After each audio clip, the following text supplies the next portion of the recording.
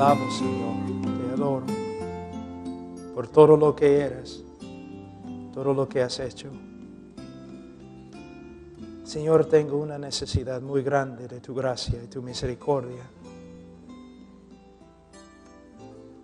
Sabiduría, Señor. Señor, tú sabes cuán difícil es para mí predicar en español.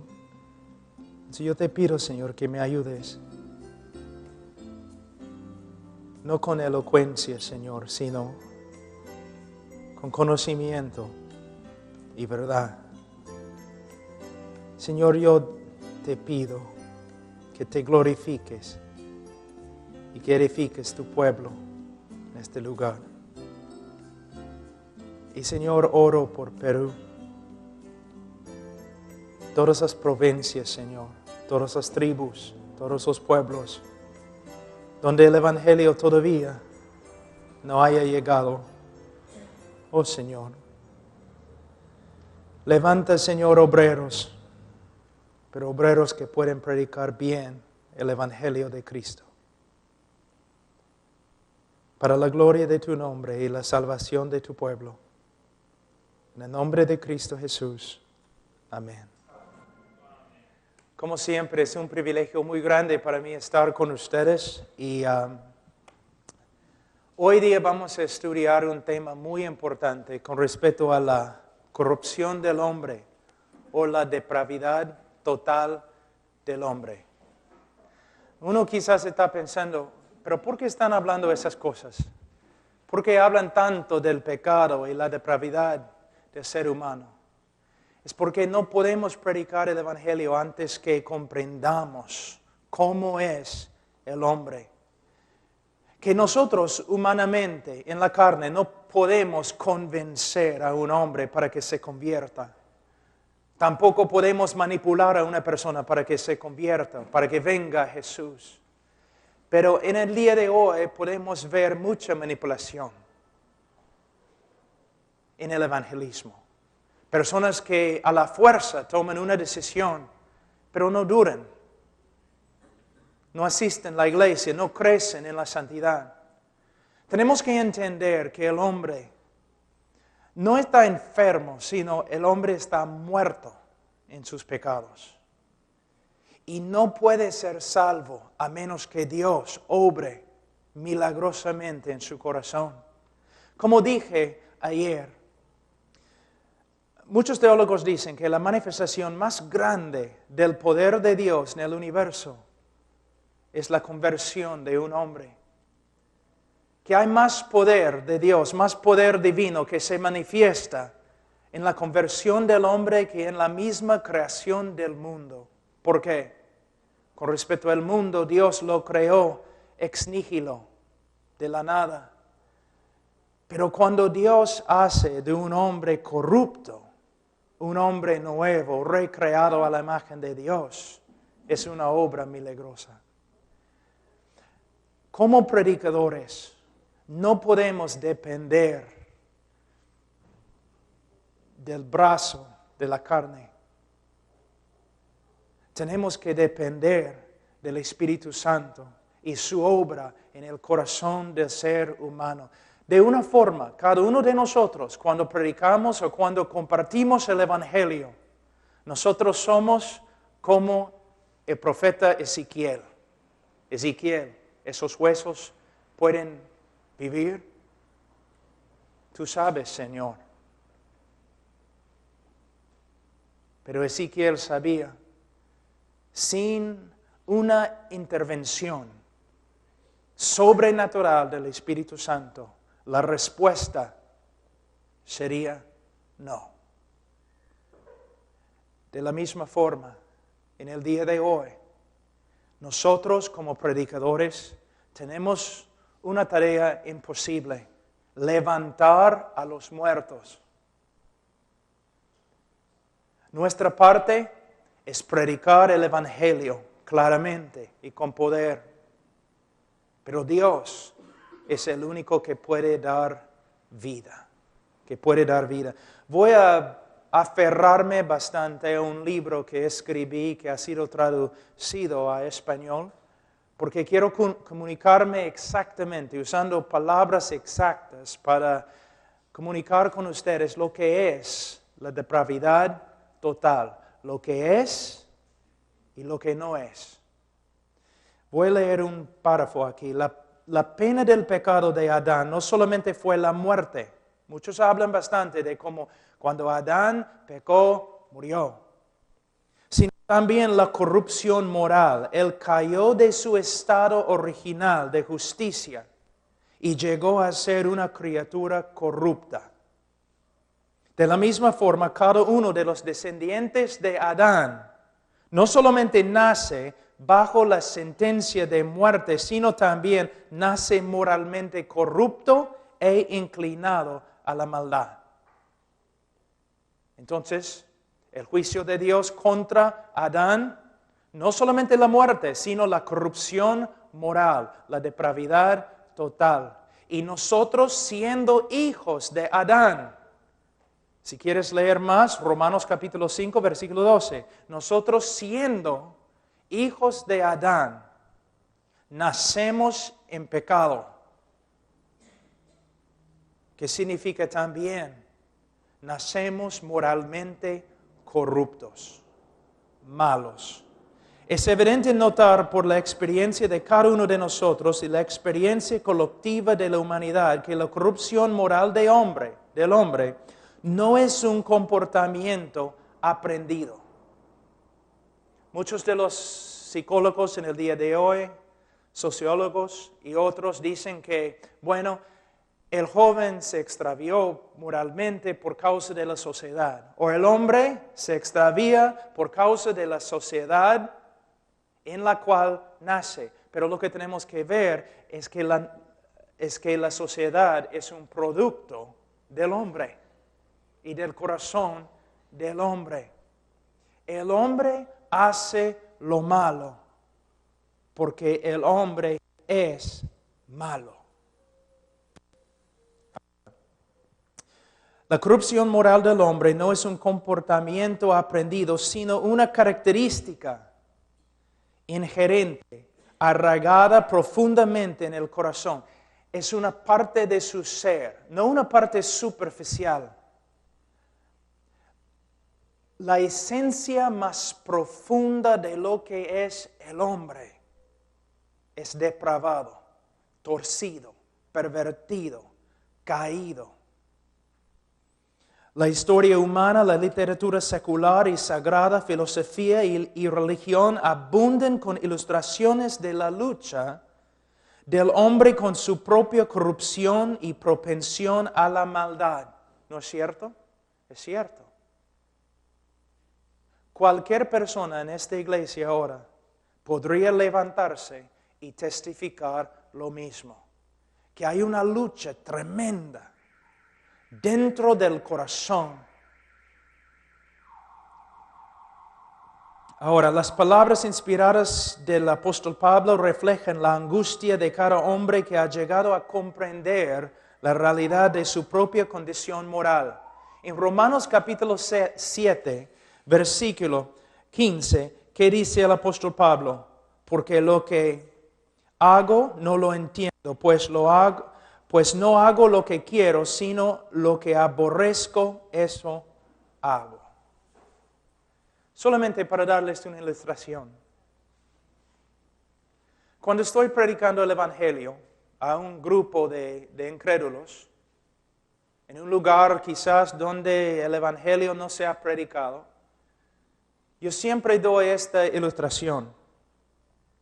Si yo pudiera, hablando al incrédulo, si yo pudiera quitar tu corazón y yo pudiera poner el contenido de tu corazón en un DVD o video, y si yo pudiera dar ese video aquí, esta noche, ante toda la gente en este auditorio, tú correrías de aquí y nunca regresarías, porque has pensado cosas tan horribles que ni puedes compartirlas con tus mejores amigos. Y has hecho cosas tan oscuras que ni puedes compartirlas con tus mejores amigos. amigos. Así es el hombre. Así es el hombre. Y el decir no es negar la realidad. Tú sabes que el hombre es así. Aún el creyente, regenerado, renovado en su mente, su corazón, tiene que luchar diariamente contra su carne, contra esta parte todavía caída dentro de él. Entonces, la depravidad total es una realidad. Una de las frases más importantes que los teólogos emplean para describir la profundidad de la inherente corrupción moral del hombre es la frase depravidad total. La palabra depravidad proviene de la preposición latina de, que comunica intensidad, y la palabra latina pravus, que significa torcido o pervertido. El decir que algo es depravado significa que su estado original ha sido torcido o pervertido. El decir que el hombre es depravado significa que él ha caído de su estado original de justicia y que su misma naturaleza ha llegado a ser extremadamente corrupta.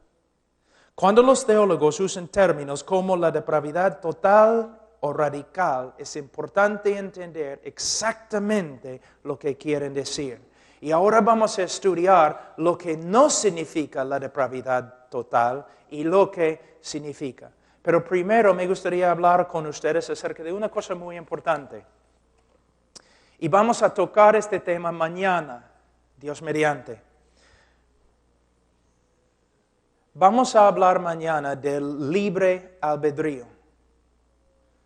Pero algo que cuando los predicadores hablan del libre albedrío, se olvidan de algo muy importante.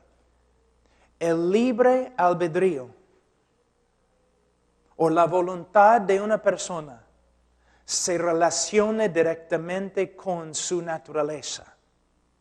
Entonces, si su naturaleza es corrupta, entonces sus decisiones van a reflejar esa corrupción.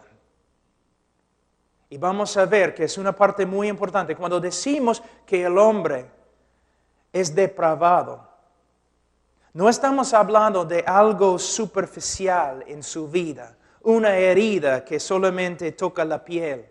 Cuando hablamos de la depravidad total, estamos hablando de la parte más profunda del hombre. Se puede decir su corazón.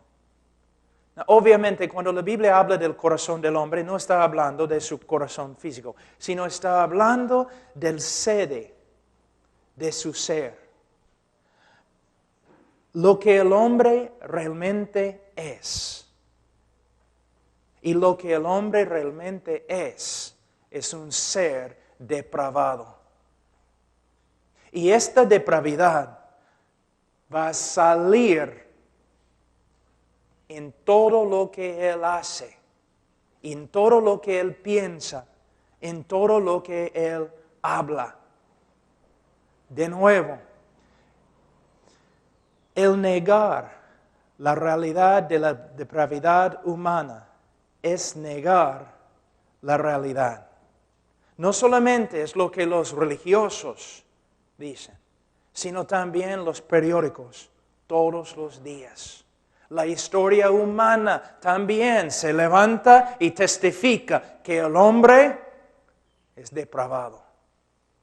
Y la única solución se encuentra en el Evangelio de Jesucristo. Pero no un evangelio superficial, un evangelio profundo y verdadero.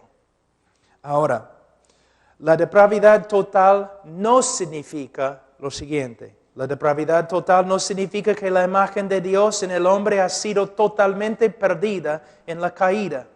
En Génesis 9:6, 1 Corintios 11:7 y Santiago 3:9, las Escrituras todavía se refieren al hombre como habiendo sido creado a la imagen de Dios. Por lo tanto, hay un sentido verdadero en el que la imagen de Dios aún se encuentra en cada hombre. Por eso, aunque el hombre es malo y depravado. Debemos respetar al hombre como una criatura de Dios. Debemos ver el valor de la vida del ser humano, porque fue creado a la imagen de Dios. La depravidad total no significa que el hombre no tenga ningún conocimiento de la persona y voluntad de Dios. Las Escrituras nos enseñan que los hombres tienen suficiente conocimiento de Dios para aborrecerlo y suficiente conocimiento de su verdad para rechazarla y intentar detenerla. Vamos a Romanos capítulo 1.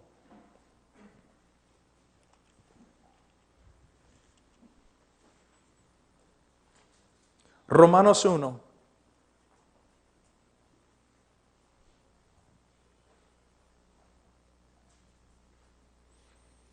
Versículo 18. Porque la ira de Dios se revela desde el cielo contra toda impiedad e injusticia de los hombres que detienen con injusticia la verdad. A veces, hombres, cuando estoy predicando o después de una prédica, un hombre se acerca y me dice, yo soy ateo. Cuando un hombre me dice que es ateo, yo tengo que tomar una decisión. ¿Qué voy a hacer con él? De verdad, yo tengo que tomar la siguiente decisión. ¿Voy a creer lo que él me dice? ¿O voy a creer lo que la Biblia me dice? ¿Y qué me dice la Biblia? La Biblia no reconoce la existencia del ateo. La Biblia enseña, más bien, que no solamente el hombre sabe que hay un Dios, sino el hombre sabe suficiente del Dios verdadero para aborrecerlo. El problema no es falta de conocimiento según las Escrituras. El hombre conoce quién es Dios. Y el hombre pelea con todo lo que tiene para detener la verdad que él conoce. Eso es lo que enseña la Biblia. Entonces, cuando un ateo viene a mí y dice, soy ateo, hermano Pablo, yo le digo, no eres ateo. Un hombre impío, un hombre que aborrece a Dios, un hombre rebelde, pero no eres ateo. Tú sabes que Dios existe. Y tú estás haciendo todo lo que puedes para detener la verdad que está dentro de ti. Tú sabes que Dios existe. No solamente los hombres saben que Dios existe, sino tienen un conocimiento de su voluntad. Por eso siempre están peleando contra la ley que Dios mismo ha escrito en su corazón. Su conciencia testificando contra ellos. Les voy a dar un ejemplo. Es interesante que entre los homosexuales, que siempre tienen grupos de apoyo, ¿no? Especialmente en las ciudades grandes, en las universidades, grupos de apoyo, donde todos los homosexuales pueden unirse. ¿Para qué? Para recibir apoyo. ¿Por qué necesitan apoyo? ¿Qué tipo de apoyo? Apoyo emocional. ¿Pero por qué? Es porque cuando el homosexual está a solas en su cuarto, su conciencia le grita acerca de su inmoralidad. Él sabe que está mal. Entonces él tiene que ir a un grupo de apoyo para borrar, ¿no?, todo lo que su conciencia ha escrito contra él. Para tapar sus oídos, para no escuchar más la ley de Dios dentro de él que le está gritando, estás mal, estás mal, estás mal. El hombre sabe quién es Dios. Y el hombre tiene un conocimiento de su voluntad, pero el hombre se esfuerza con todo lo que tiene para detener este conocimiento. Es lo que la Biblia dice. Entonces, la Biblia dice, cuando la Biblia habla de la depravidad total, no está diciendo que el hombre no puede entender nada acerca de Dios. Porque la misma Biblia dice que el hombre tiene tanto conocimiento de Dios que todos los hombres van a ser sin excusa en el día de juicio. Ahora, la depravidad total no significa que el hombre no posea una conciencia o que sea totalmente insensible al bien y al mal. En Romanos 2:15, las Escrituras enseñan que todos los hombres poseen una conciencia. Si no ha sido cauterizado, como en 1 Timoteo 4:2, tal conciencia puede guiar al hombre a admirar virtud y actos nobles. También la depravidad total no significa que el hombre sea incapaz de demostrar virtud. Hay hombres que aman a su familia, sacrifican su propia vida para salvar a otros y hacen grandes obras de generosidad. Se reconoce que los hombres son capaces de amar a otros, servir a su patria y aún llevar a cabo obras religiosas. Pero fíjate, religiosas. La depravidad total no significa que todos los hombres sean tan inmorales o depravados como podrían ser. Que todos los hombres sean igualmente inmorales o que todos los hombres se entreguen a cada forma de maldad que existe. No todos los hombres son delincuentes, no todos son fornicarios o asesinos, pero todos son capaces de tales cosas. Lo que los refrena es la gracia de Dios. Ahora, vamos a ver lo que la depravidad total significa. Primeramente, que la imagen de Dios en el hombre ha sido seriamente desfigurada y que la corrupción moral ha contaminado la persona entera. Todo lo que es el hombre, cada aspecto de su ser, ha sido contaminado con la corrupción moral.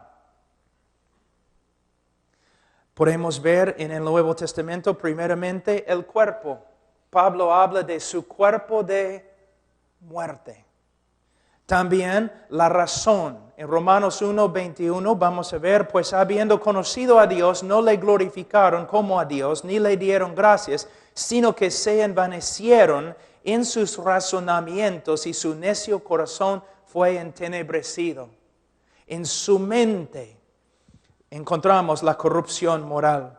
En su razón encontramos la corrupción moral. También las emociones del hombre están corruptas. Puedo usar de nuevo la homosexualidad.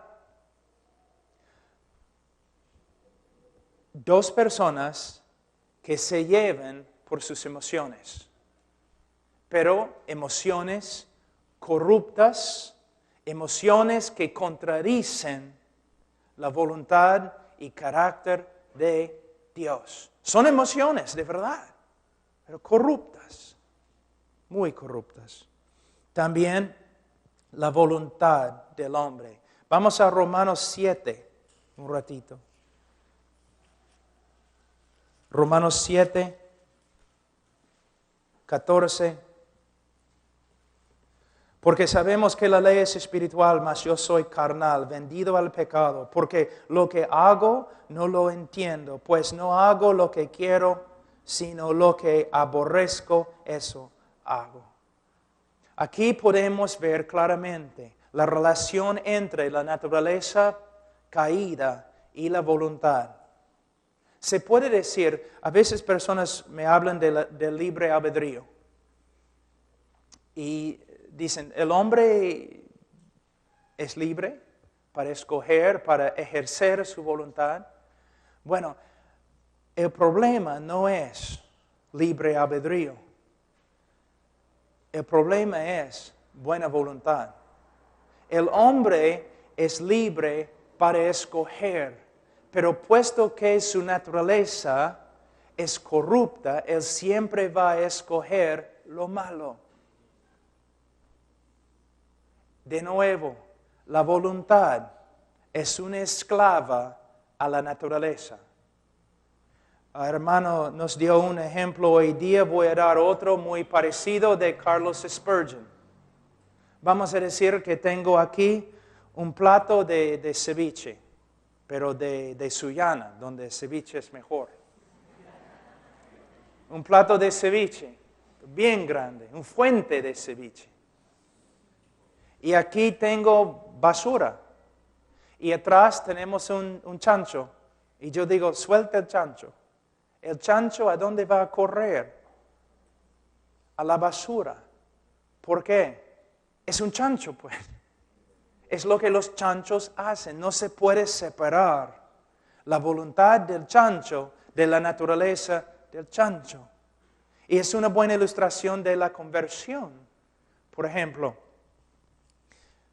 soltamos el chancho. Él corre inmediatamente a la basura.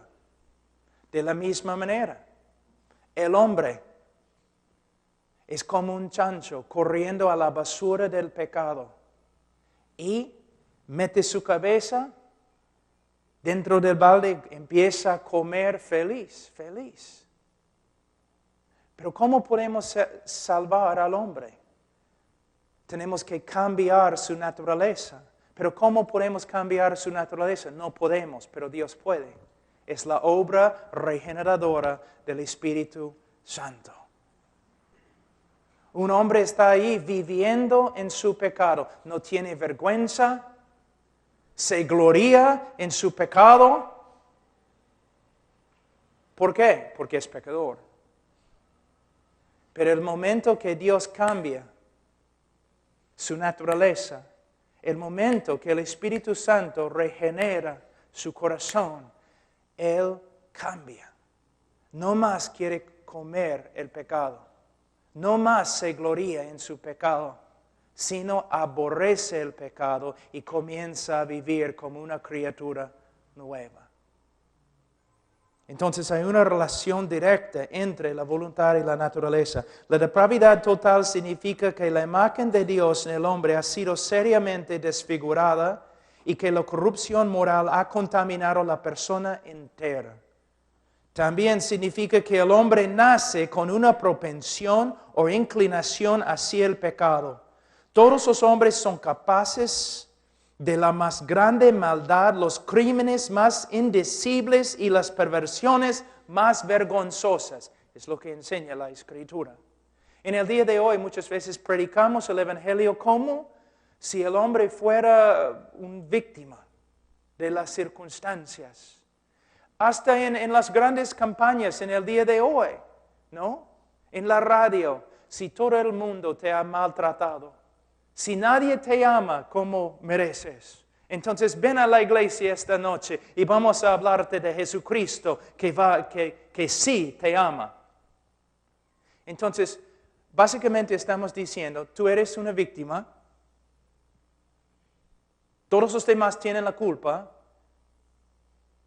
y por eso estás quebrantado, pero ven acá y Jesús te va a amar, Jesús te va a sanar.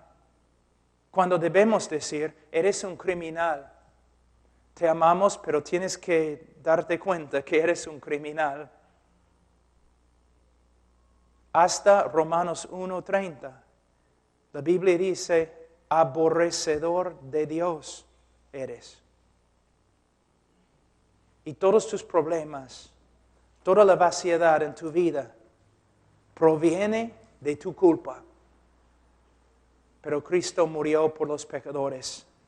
Ven esta noche, escucha el Evangelio, un mensaje que sí te puede salvar.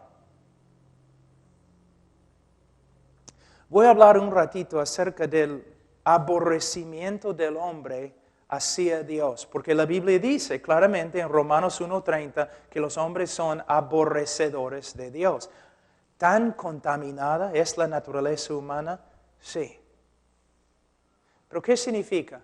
Bueno, muchas veces cuando predico sobre este tema, una persona se me acerca y me dice, pero yo nunca he aborrecido a Dios. Entonces, de nuevo, tengo que tomar una decisión. ¿A quién voy a creer?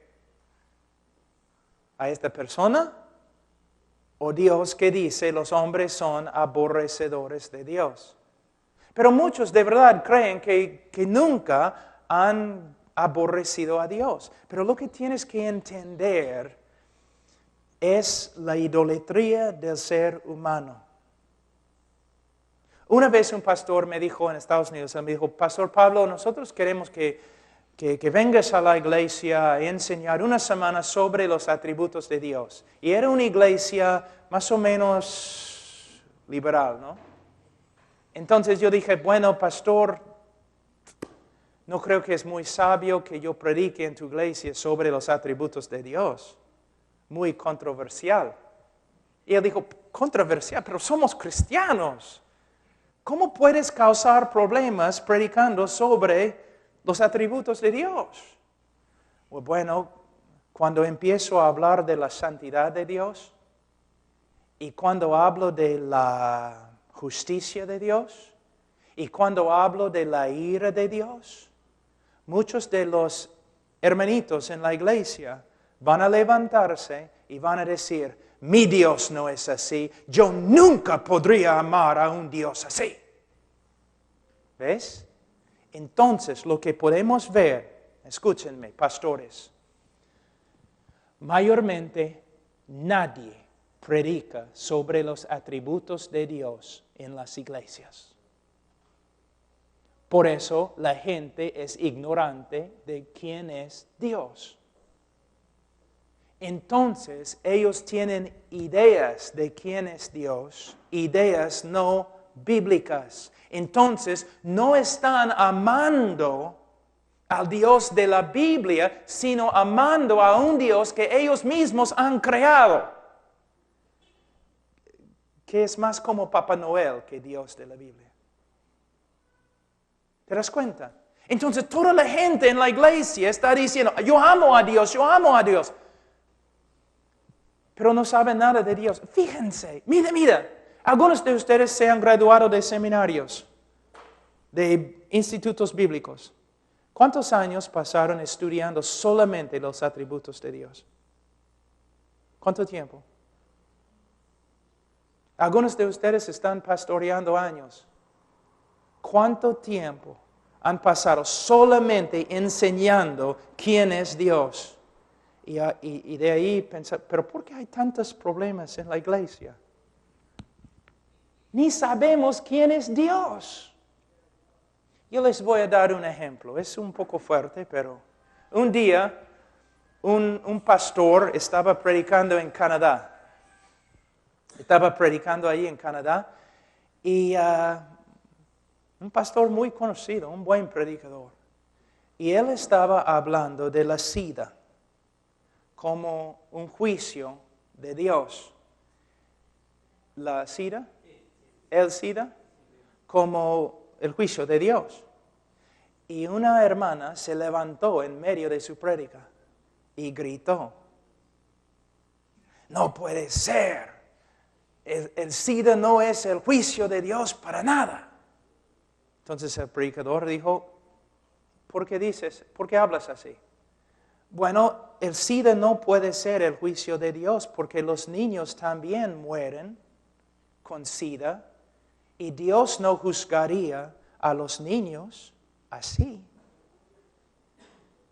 Todos en silencio y el pastor respondió, hermanita, ¿cuántos niños mataron Dios durante el diluvio de Noé? Te fastidia, ¿no? Lo que dije. Es un Dios. Es peligroso.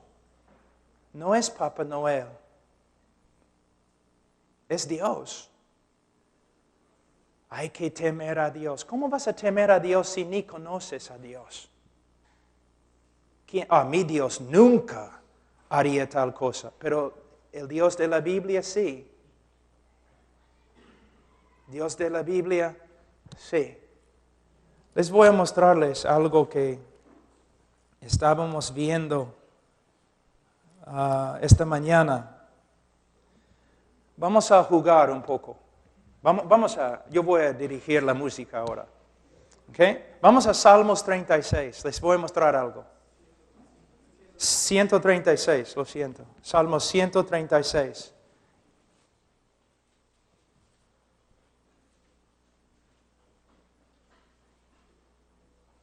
Yo voy a leer la primera parte del versículo y tú vas a leer la segunda parte del versículo. Okay? Es la primera vez en mi vida que he dirigido música. Okay. Versículo 1. Alabad a Jehová porque Él es bueno. Porque para siempre es su misericordia. Alabad al Dios de los dioses porque para... ¿Ok? Alabad al Señor de los señores. Porque para siempre es su misericordia. Al único que hace grandes maravillas. Porque para siempre es su misericordia. Al que hizo los cielos con entendimiento. Porque para siempre es su misericordia. Está bonito, ¿no? Vamos a empezar ahora en versículo 10. Al que hirió a los egipcios en sus primogénitos. Porque para siempre es su misericordia. ¿Te das cuenta lo que acabas de decir? El salmista dice, el que mató casi todos los niños de Egipto, y ahora tú gritas, porque para siempre es su misericordia. Seguimos. Versículo 13, al que dividió el mar rojo en partes. Porque para siempre es su misericordia. E hizo pasar a Israel por medio de él. Porque para siempre es su misericordia. Y arrojó a Faraón y a su ejército en el mar rojo. Porque para siempre es su misericordia. Él mató miles y miles, quién sabe, quizás 100,000 hombres, padres de familia, hijos. Y tú dices, y el pueblo de Dios grita, y para siempre es su misericordia. Seguimos. Dice, versículo 16, al que pastoreó a su pueblo por el desierto. Porque para siempre es su misericordia. Al que hirió a grandes reyes. Porque para siempre es su misericordia. Y mató a reyes poderosos. Porque para siempre es su misericordia. Solamente quiero mostrarles algo con todo eso. ¿Pueden ver que este Dios no es como el Dios que se predica en el día de hoy mayormente? Es un Dios que hay que temer. Un Dios de amor, por supuesto. Juan 3:16 se encuentra en las Escrituras. Pero también Salmos 5:5, donde dice que Dios aborrece a los que hacen iniquidad.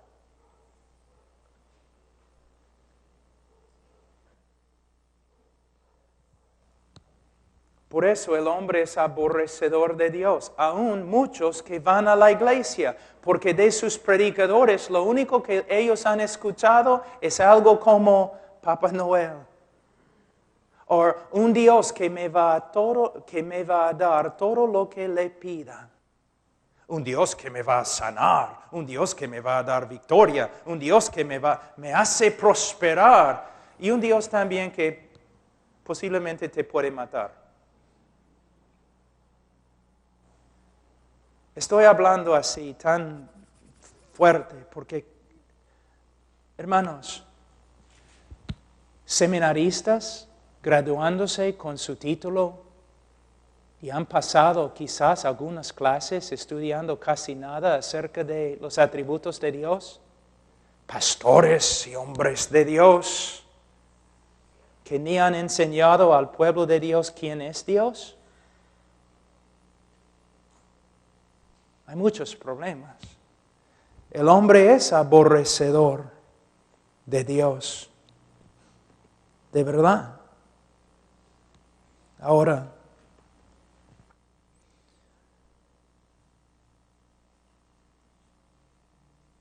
otra cosa que me gustaría decir, que la depravidad total significa que el hombre nace con una propensión o inclinación hacia el pecado. Todos los hombres son capaces de la más grande maldad, los crímenes más indecibles y las perversiones más vergonzosas. Les voy a dar una ilustración que no les va a gustar, pero así es la corrupción de un ser humano. Vamos a decir que tengo un niño de 18 meses en mis brazos. Y ahí está, ¿no?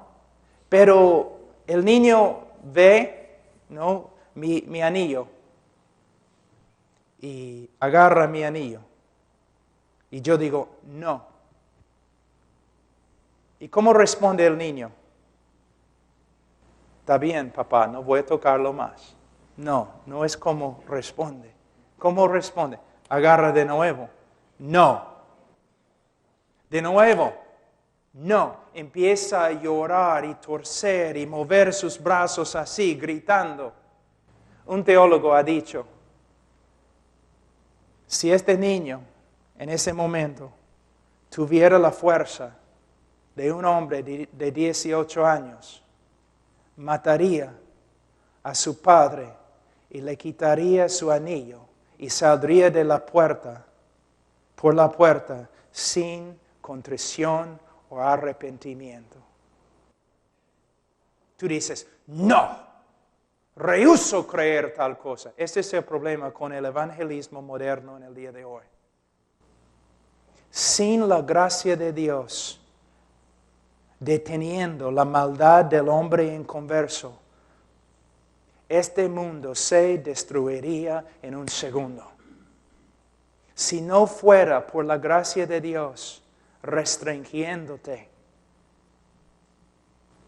serías peor que Hitler. El hombre es malo. Y no se cura con un evangelismo superficial. Se cura con un evangelismo verdadero y la obra regeneradora del Espíritu Santo, un milagro de Dios. La única razón por la cual estás sentado aquí hoy día es la gracia de Dios. ¿Por qué no estás fornicando en ese momento? ¿Por qué no estás robando? ¿Por qué no eres ateo? Una sola razón, Dios ha tenido misericordia de ti. Entonces no puedes jactarte de nada, sino la misericordia de Dios. Entonces, dice, la depravidad total significa que todo lo que los hombres hacen está contaminado por su propia corrupción moral. La corrupción moral y pecado del hombre se extiende a sus obras más encomiables. Vamos a Isaías.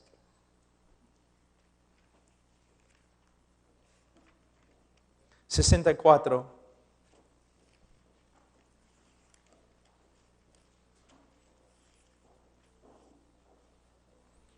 Versículo 6. Si bien todos nosotros somos como suciedad,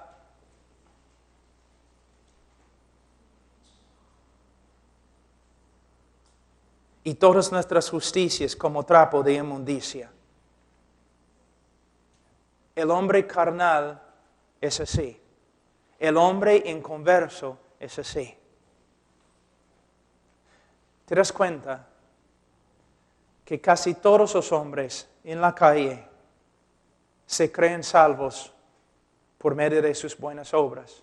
Hoy día hablé con un hombre que entró y me dijo, wow, pastor, ¿estás aquí? Soy también cristiano. Sí, soy cristiano, creo en el Señor, soy cristiano. Yo le pregunté, hermano, si murieras ahora mismo, ¿dónde irías? Bueno, no estoy seguro, quizás al cielo, quizás al infierno, porque tengo algunas buenas obras y creo que... ¿Dónde aprendió su cristianismo? Hermanos, por esta causa, el apóstol Pablo trabaja con todo lo que tiene en Romanos 1, 2 y 3 para exponer el pecado del hombre, para matar una vez para siempre esta esperanza vana de que el hombre puede salvarse o presentarse ante Dios con sus obras. Por eso hablamos de la depravidad humana, para matar esta herejía una vez para siempre, para que los hombres que se glorían en Cristo. ¿Ves? Imagínense que yo trabajé un poquito con los leprosos de San Pablo. cerca a Brasil, en el río Amazonas. Y es algo de verdad que te asusta. La lepra es una de las enfermedades más espantosas que hay. Imagínense, vamos a decir que tenemos un leproso aquí hoy día. Si tuviéramos un leproso aquí, lo habrías olido antes de entrar. Apestan. Y tiene saliendo de su cuerpo sangre y pus. Es horrible. Imagínense que nosotros tenemos aquí hoy día un leproso y todos nosotros decidimos, bueno, tenemos que ayudarle un poco. Tenemos que arreglar su vida, ¿no? Entonces, aquí es lo que vamos a hacer. Vamos a Gamarra y vamos a comprar una tela muy, muy fina. La mejor que hay, de sede. Y vamos a venir y vamos a envolver al pobre en la tela para hacerle presentable, ¿no? A todos. Entonces, compramos la tela, regresamos, hacemos un traje o algo así y ya está. Bonito. Algunos segundos.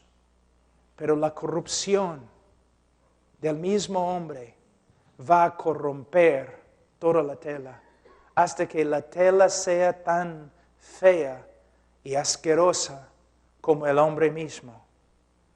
Por eso, nuestras buenas obras no pueden salvarnos, porque nuestras buenas obras son tan sucias y depravadas como nuestro mismo corazón.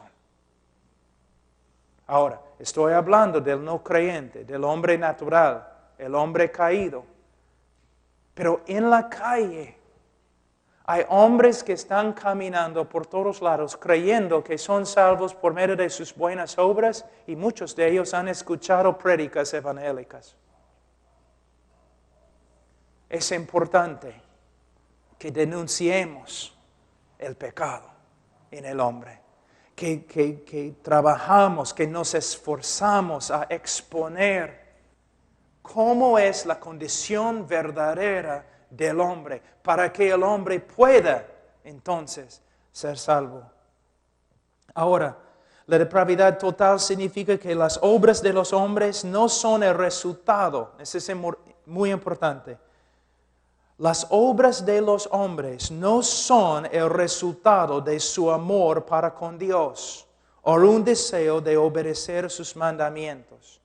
Ningún hombre ama a Dios de una manera digna o como su ley demanda, como en Deuteronomio y Mateo, con todo su corazón, con toda su fuerza.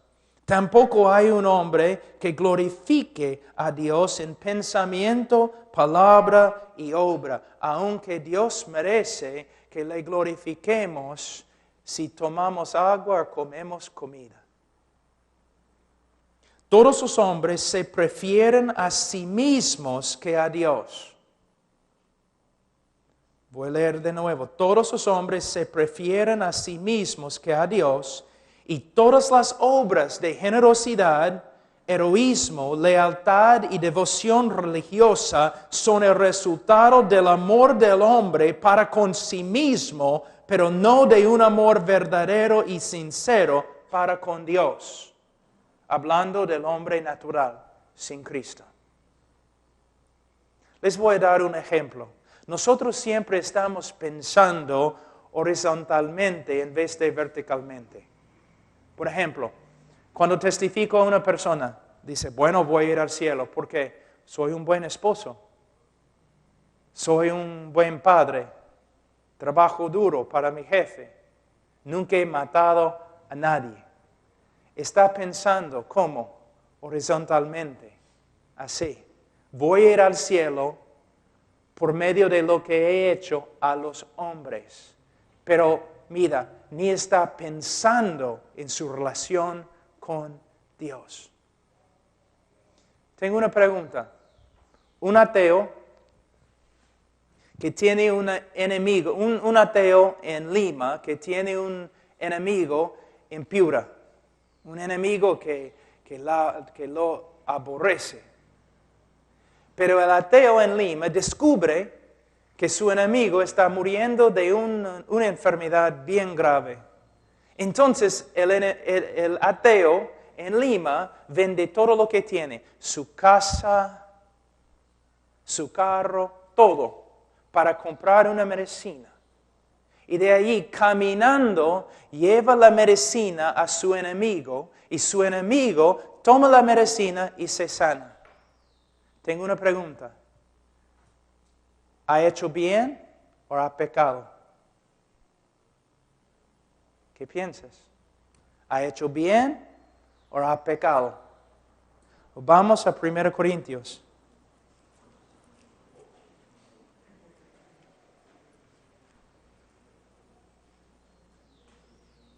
Días.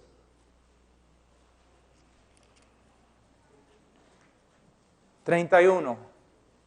Si pues coméis o bebéis o hacéis otra cosa, hacedlo todo para la gloria de Dios. ¿Lo hizo para la gloria de Dios?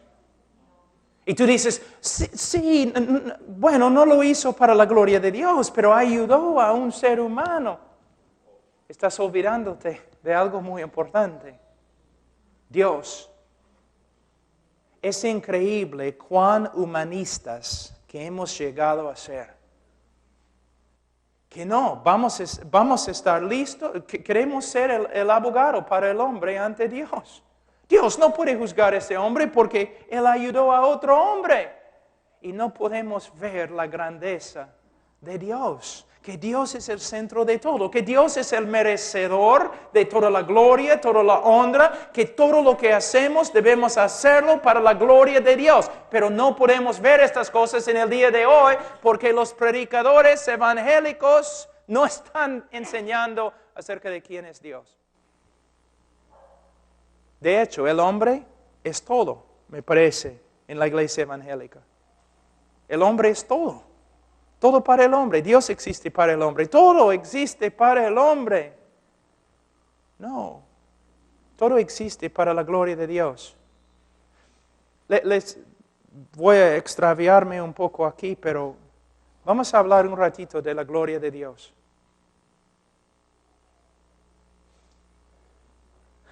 Aquí es un problema teológico. ¿Por qué Dios salvó al hombre? Tú dices, bueno, Dios salvó al hombre porque ama al hombre. ¿Ok? ¿Por qué Dios ama al hombre? Esa es la pregunta. Tiene que haber una razón. Uno de los teólogos más grandes en el mundo, Jonathan Edwards, dijo que las criaturas razonables tienen que tener un fin razonable, una razón por la cual hacen todo. Entonces, si Dios salva al hombre porque ama al hombre, la próxima pregunta es, ¿pero por qué ama al hombre? ¿Qué hay dentro del hombre que invoca el amor de Dios? O vamos a ver, el hombre es depravado, impío, pecador, enemigo de Dios, amador de sí mismo. Entonces podemos escudriñar la vida del hombre años y años y años y no vamos a encontrar ninguna razón dentro del hombre por la cual Dios lo ama. ¿Por qué Dios ama al hombre?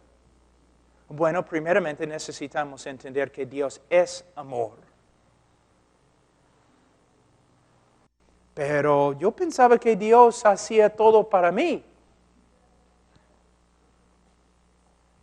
¿No es interesante que yo puedo ir a una iglesia y yo puedo decir, todo lo que Dios ha hecho, Él ha hecho para ti?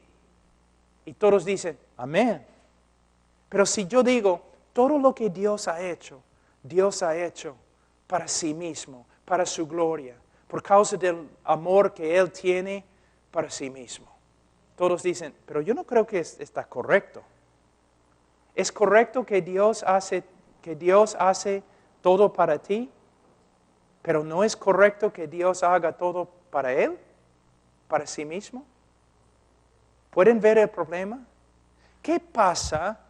Otra cosa, hay una canción en Estados Unidos ahora muy, muy popular que dice, Dios ama a las personas más que cualquier otra cosa. ¿Está bien en español? No, Dios ama a sí mismo más que cualquier otro ser, cualquier otra cosa. Dios ama a sí mismo. Tengo una pregunta. ¿Cómo se llama cuando tú amas a una persona o una cosa más que amas a Dios? ¿Cómo se llama? Idolatría. No debes cometer idolatría. Tampoco debe Dios cometer idolatría. Dios debe amarse, porque Él es el más digno de amor.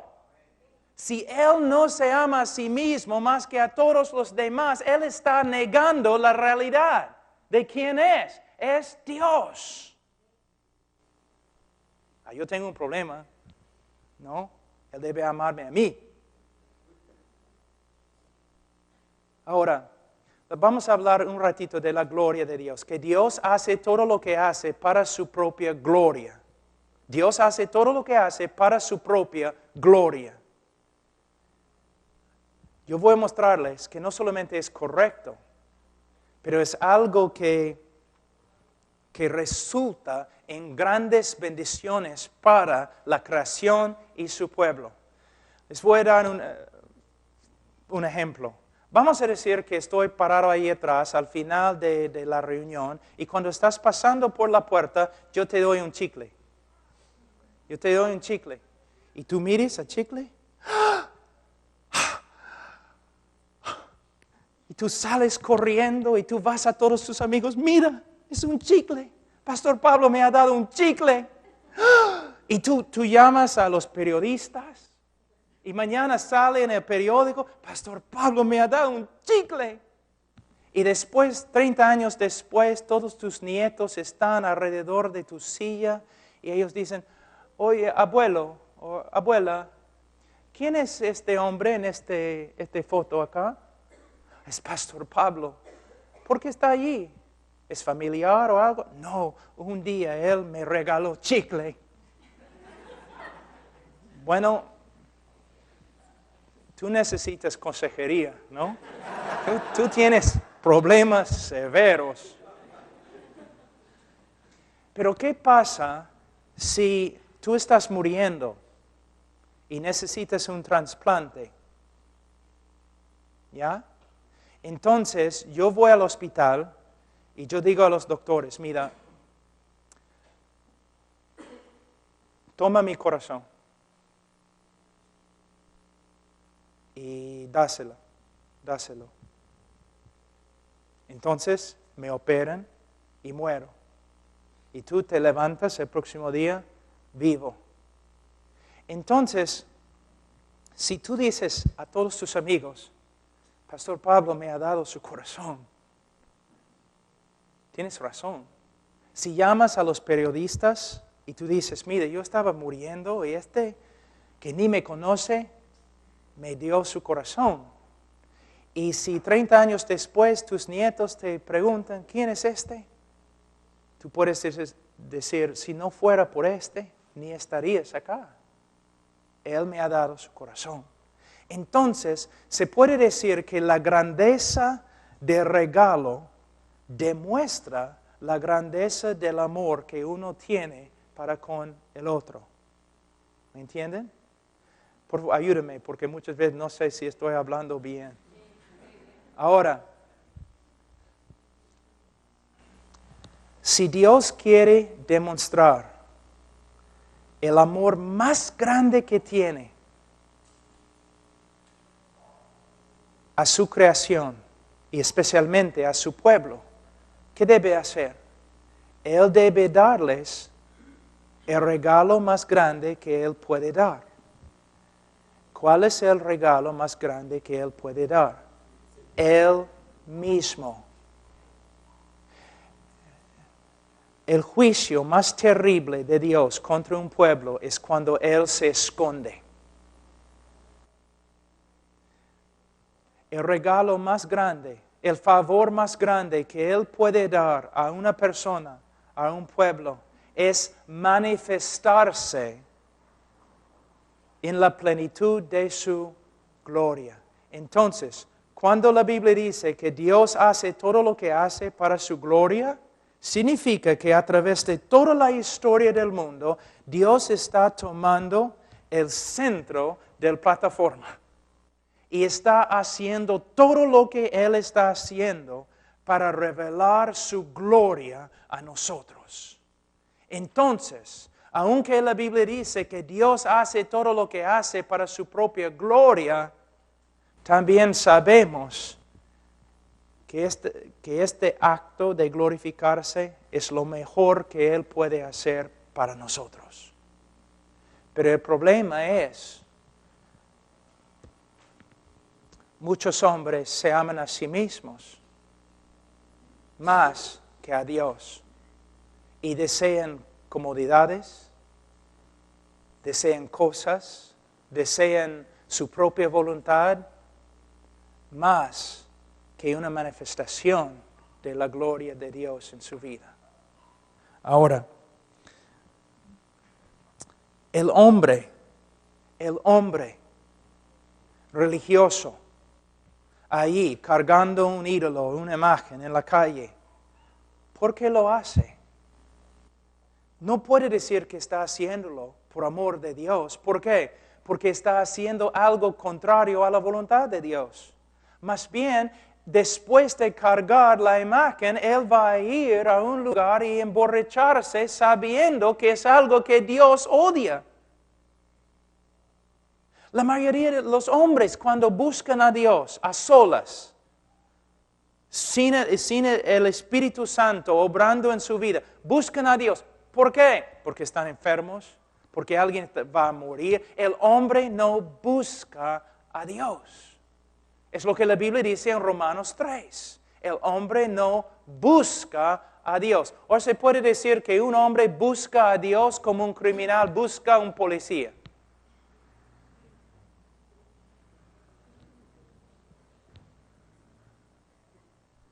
Recuerden lo que dijo Jesús.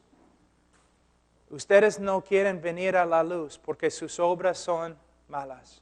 Y vamos a hablar de esa verdad mañana. Ahora, la depravidad total significa que la mente del hombre es hostil hacia Dios, no puede sujetarse a la voluntad de Dios y no puede agradar a Dios. Romanos 8. Romanos 8, 7. Por cuanto los designios de la carne son enemistad contra Dios, porque no se sujetan a la ley de Dios, ni tampoco pueden. Y los que viven según la carne no pueden agradar a Dios.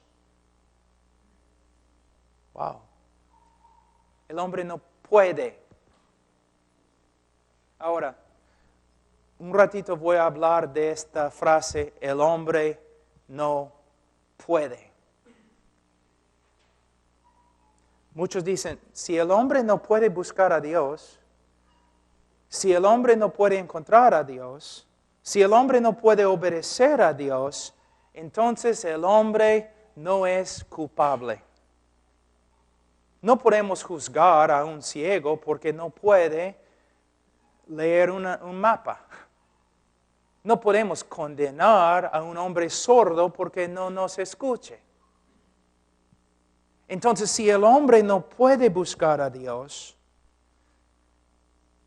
si el hombre no puede encontrar a Dios, si el hombre no puede obedecer a Dios, todo lo que la Escritura dice, entonces el hombre no es culpable. Pero no es cierto. El hombre no puede, porque el hombre aborrece tanto a Dios. Les voy a dar un ejemplo. Aquí tengo mis notas acá, creo. Aquí. Vamos a avanzar un poco más hoy día. Escuchen un versículo muy importante en Génesis 37:4. Y viendo sus hermanos, los hermanos de José, que su padre lo amaba más que a todos sus hermanos, le aborrecían y no podían hablarle pacíficamente. Fíjense en la palabra, no podían hablarle pacíficamente. No, tengo un problema. Ellos supuestamente hablaban arameo, como José, pero dice que no podían hablarle pacíficamente. Tenían bocas, tenían lenguas, no eran sordomudos, no podían. ¿Por qué no podían hablarle pacíficamente? Porque le aborrecían. El odio en el corazón de ellos no permitía que ellos le hablaran pacíficamente. Una vez has escuchado una persona, una mujer de muchos años, una anciana, llena de amargura, viviendo con su esposo, y el pastor visita la casa y dice, hermana, yo sé que tu esposo pecó contra ti hace 25 años, pero tienes que perdonarle. ¿Y qué dice ella? ¡No puedo! ¿Ves? ¡No puedo! ¿Tiene lengua? Boca, habla español, vive en la misma casa, porque no puede. Porque su voluntad es una esclava de su naturaleza. Su voluntad es una esclava al odio que existe dentro de su corazón. Cuando decimos que el hombre no puede ver a Dios, es porque el hombre odia a Dios tanto que hace así. No quiero. Cuando decimos que el hombre no puede escuchar a Dios, es porque el hombre odia a Dios tanto que dice no quiero. Cuando decimos como Jesús que uno no puede acercarse al Padre, es porque no quiere. Y no quiere porque aborrece tanto a Dios. Por eso Romanos 1:30, los hombres son aborrecedores de Dios.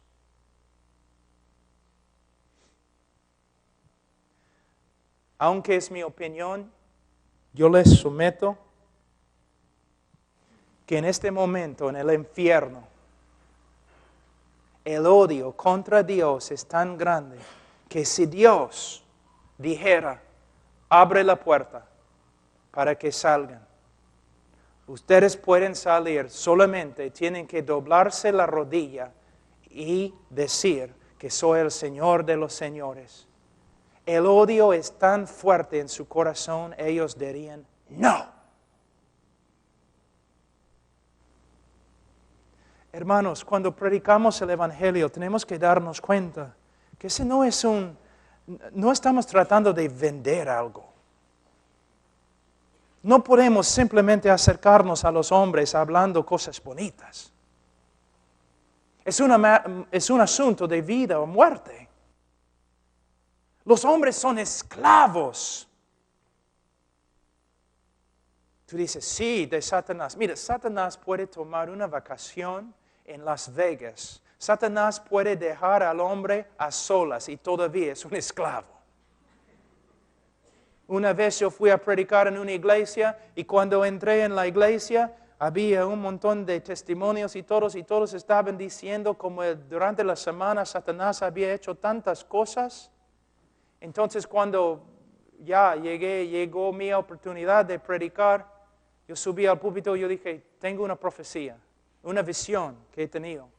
Cuando yo estaba subiendo la escalera de esta iglesia, yo vi a Satanás, estaba sentado fuera y me creían. Decían, ¿qué hacía? Bueno, él estaba llorando. ¿Llorando? ¿Por qué?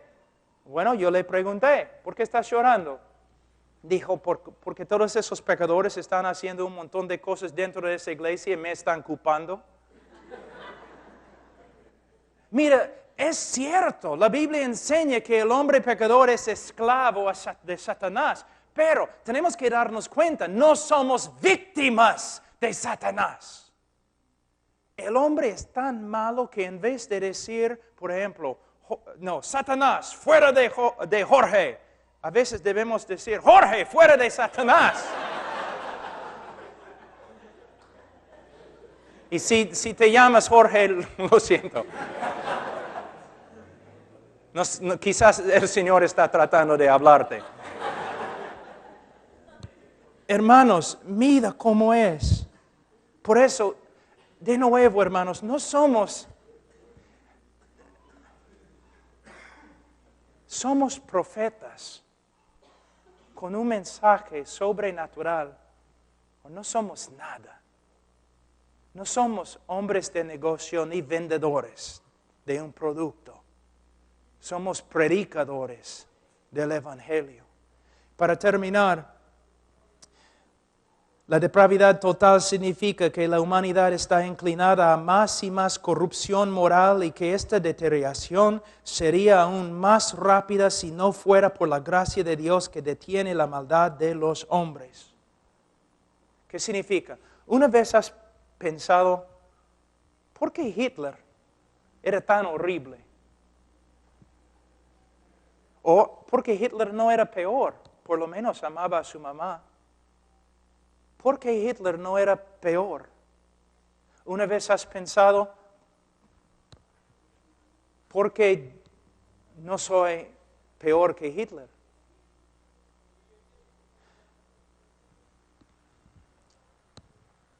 Todos los hombres son iguales con Hitler. Básicamente, en su esencia, todos los hombres son depravados.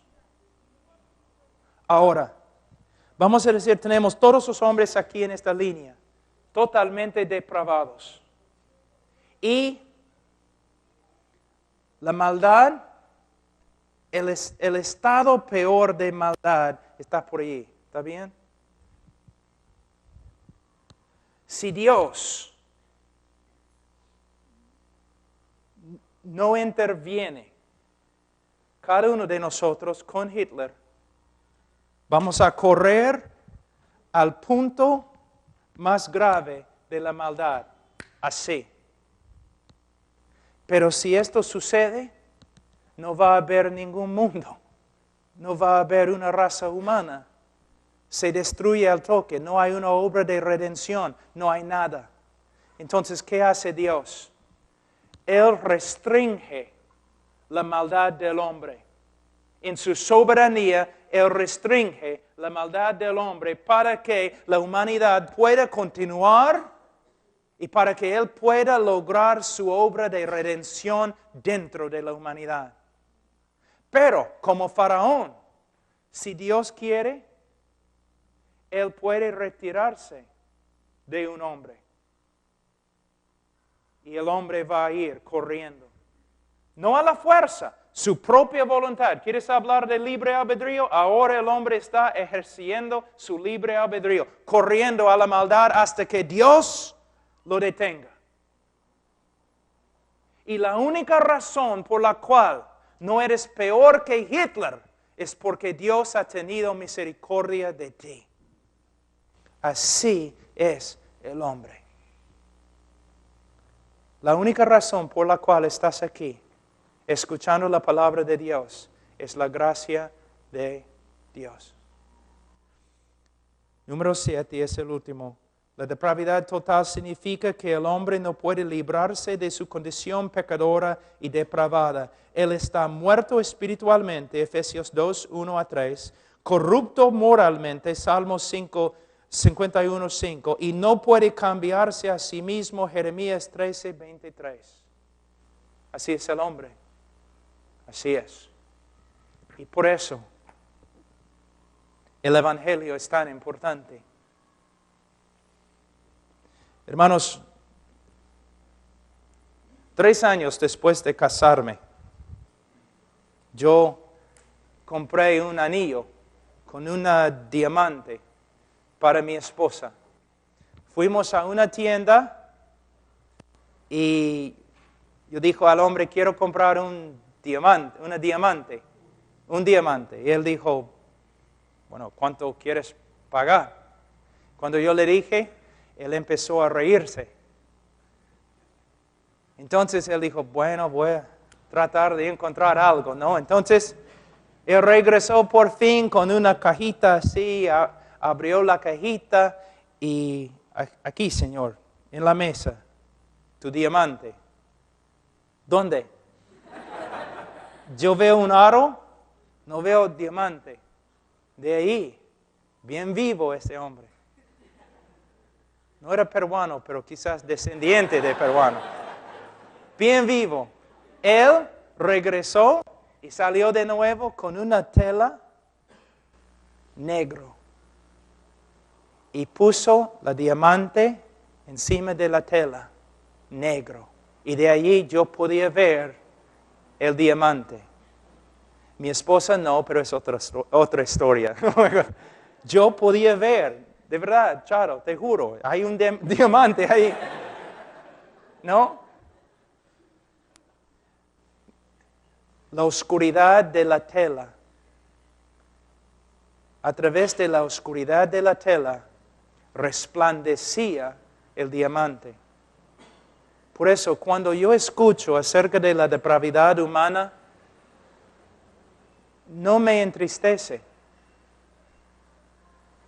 me da gozo, porque en la oscuridad de mi humanidad resplandece la gracia de Dios en la cara de Jesucristo. ¿Quieres exaltar al hombre? Háganlo. ¿O quieres humillar al hombre para que Dios se exalte? Esa es la diferencia. Esa es la diferencia. Ahora, oremos. Padre Santo, te damos gracias por tu palabra. Ayúdanos, Señor, a entenderla y obedecerla y caminar, Señor, en humildad ante ti, sabiendo de gracia hemos recibido. Y hasta la eternidad, Señor, solamente seremos destinatarios de tu gracia. Ningún otro título, Señor, necesitamos. Salvados por la gracia de Dios. En nombre de Cristo Jesús.